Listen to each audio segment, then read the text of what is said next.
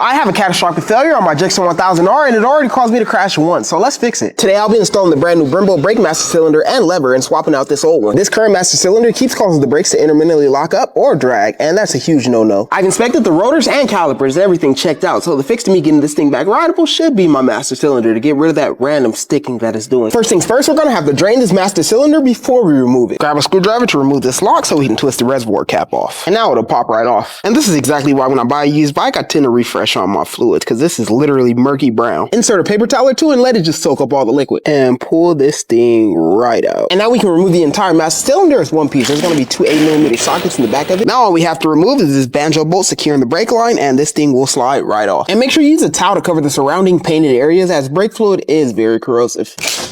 And just like that, this thing is off. And the new brake master cylinder comes pre-assembled for the most part. It's just those same 8mm bolts that secure it to the bar. To get it back on, it's really simple. Banjo bolt through the brake line, copper washer on top, and screw the master cylinder on.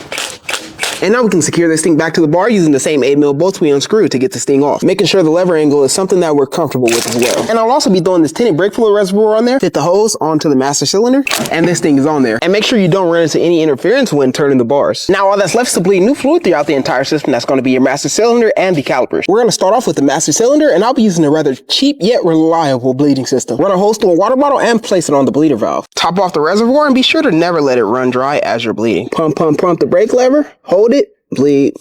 And it's crazy, I haven't even ran fluid through the entire system, but this thing is already much firmer than the OEM master cylinder. Repeat that over and over and over until you're no longer experiencing bubbles coming out the master cylinder, and then we can move on to the calipers. To bleed the calipers, we'll have to connect that hose to this bleed valve right here on the back of the caliper and bleed as we did the master. Pump, hold, bleed over and over and over, in my case, until the line runs clear. And now that the fluid is pretty much clear through the entire line with no bubbles, we can wrap this thing up. Top the master cylinder off with fresh brake fluid one last time and put the reservoir cap back on. And just like that, we're done. Brand new Brembo master cylinder and lever install. Now this thing's ready to hit the street.